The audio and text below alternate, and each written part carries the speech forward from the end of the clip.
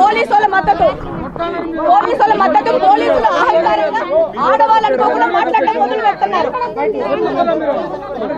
కడప నియోజకవర్గంలో తెలుగుదేశం పార్టీ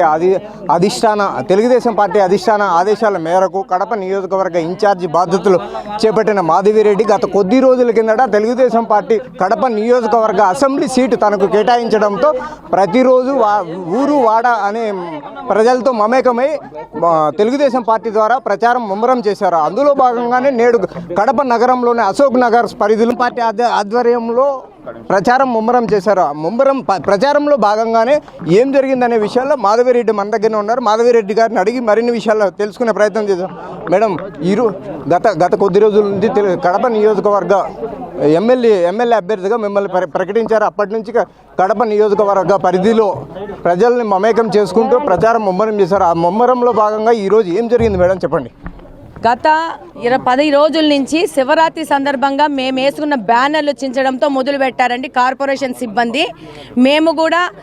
మేము కూడా సిస్టమ్కి రెస్పెక్ట్ ఇచ్చి పోనీలే ఇంకా శివరాత్రి అయిపోయిందని చెప్పి మా బ్యానర్లు చించుకున్నా కూడా వాళ్ళని రిక్వెస్ట్ చేసుకున్నాము. కమిషనర్ గారి యొక్క దృష్టికి కూడా తీసుకుపోవడం జరిగింది.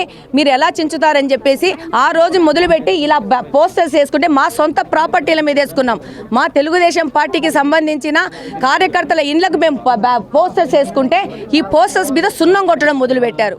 దాదాపు కడప నియోజకవర్గంలో మొత్తం మీరు ఒకటి ముఖ్యంగా గమనించాల, 4 నెలల క్రితము కడప నియోజకవర్గంలో కార్పొరేషన్ స్థలాలలో వైసీపీకి సంబంధించిన దిమ్మెలు కట్టి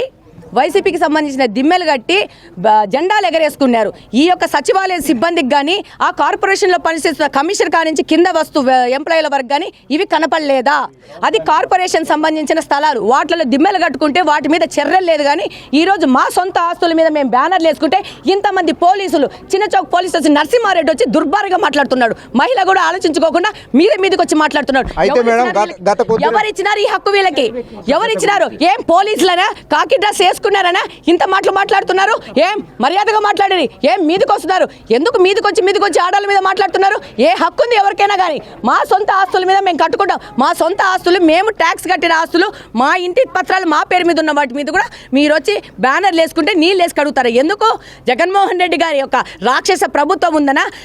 డిప్యూటీ సీఎం యొక్క అధికారం నడుస్తుందనా? మీకెవరికన్నా వాళ్ళ మీద కృతజ్ఞత ఉంటే వాళ్ళ ఇళ్లలోకి వెళ్ళి పని చేసుకోండి. అంతేగాని ప్రజల జీవితం మీదకి వచ్చేసి ప్రజల ఆస్తుల మీద దాడి చేయాలనుకుంటే మాత్రము ఒప్పుకునే పరిస్థితి ఇంకా లేదు.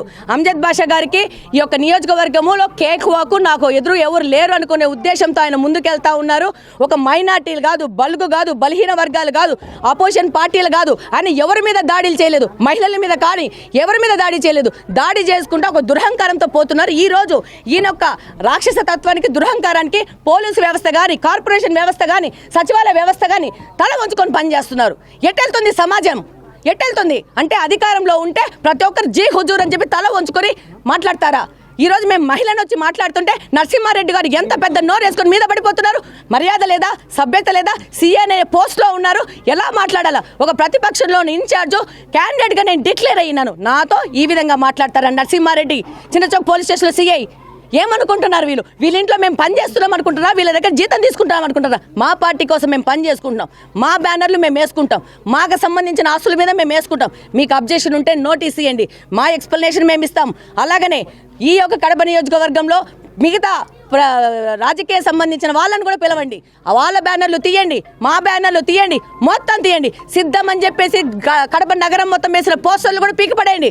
We are agree with that. కానీ మీరు వన్ సైడెడ్గా మా మీద జులుం చేయాలనుకుంటే, ఈరోజు ఏదో మీకు అధికారం ఉంది, పోలీసులు మీ చెంచాలనుకొని మీరు వాళ్ళని వెనకేసుకొని మీరు తిరగదలుచుకుంటే మాత్రం ఒప్పుకునే పరిస్థితిలో ప్రజలు ఎవరైనా లేరు.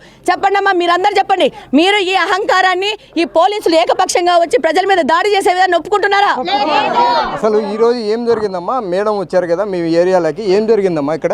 ఏం లేదు సార్, అక్కడ వాళ్ళు పోస్టర్స్ కి పెయింట్ వేస్తా వచ్చినారు. మేము బయటకు వచ్చి చూసినాం, అక్కడ వేసినారు, మా ఇంటికి వేసినారు. ఫస్ట్ వేస్తే మేము క్వశ్చన్ రైజ్ చేసాం, అసలు మీరు ఎందుకు వేస్తున్నారు, మీకు ఏం రైట్ ఉంది, అసలు సచివాలయం ఎంప్లాయీ వచ్చి ఎట్లా వేస్తారు పెయింట్ అంటే, మాకు పైనుంచి కమిషనర్ ఆర్డర్ ఉందంటే మాకు ఇంటిమేషన్ కూడా ఇవ్వకుండా ఎట్లా వేస్తారు అంటే, మాకు చెప్పినారు మేము వేస్తాము, ఒకరికి చెప్పాల్సిన అవసరం లేదు అన్నారు. సరే ఓకే, అసలు ఎంప్లాయీ ఎట్లా వస్తావు నువ్వు, సచివాలయం ఎంప్లాయీ ఎట్లా వస్తావు, మున్సిపల్ కార్పొరేషన్స్లో ఉంటారు కదా, నువ్వు ఎట్లా వచ్చి వేస్తావంటే పలకను కూడా పలకలేదు, ఏం చేయలేదు. మళ్ళీ నెక్స్ట్ వచ్చి ఇక్కడికి వచ్చి వేస్తా అని ఈ అన్న వచ్చి క్వశ్చన్ రైజ్ చేసినారు. నువ్వు నిన్న కూడా ఇట్లే మాట్లాడినావు అని మీదికి కొట్టడానికి వచ్చిండ్రు. మీదికి కొట్టడానికి వస్తానే మేమందరం వచ్చి ఎందుకు కొట్టడానికి వస్తారో అడుగుతానే వస్తావా అనేసి నువ్వు ఎట్లా వేస్తావో చూసా అంటే కావాల్సికే వాంటెడ్గా అన్న మీద కొట్టడానికి వచ్చి పెయింట్ వేసేసి వెళ్ళిపోయి. ఇప్పుడు సచివాలయ సిబ్బంది ఆ స్టిక్కర్ని తొలగిస్తామని చెప్పారా? మాకేం చెప్పలేదు, డైరెక్ట్ వచ్చి పెయింట్. అసలు గొడవ ఎందుకు స్టార్ట్ అయింది? వాళ్ళు పెయింటర్స్ అని మేము క్వశ్చన్ చేసేందుకు అక్కడి నుంచి స్టార్ట్ అయింది గొడవ. అక్కడి నుంచి స్టార్ట్ అయింది. ఇక్కడికి వచ్చేలోపు కొంచెం ఏమైంది, ఎందుకు ఆపుతారు, ఎందుకు చేస్తున్నారు. సుప్రియ. కడప నగరంలోని అశోక్ నగర్లో తెలుగుదేశం పార్టీ ఆధ్వర్యంలో ప్రచారంలో భాగంగా ఈరోజు ఇక్కడ అధికార పార్టీ అండదండలతో సచివాలయ సిబ్బంది తెలుగుదేశం పార్టీకి సంబంధించిన స్టిక్కర్లను తొలగించాలని చెప్పి వాళ్ళను ప్రజలకి ఒత్తిడి తేవడంతో ఇక్కడ కడప నియోజకవర్గ ఎమ్మెల్యే క్యాండిడేట్ మాధవిరెడ్డి వచ్చి ఆందోళన చేపట్టారు. సంఘటన స్థలం నుండి కెమెరా పర్సన్ సుదర్శన్తో మధు, బిగ్ టీవీ, కడప.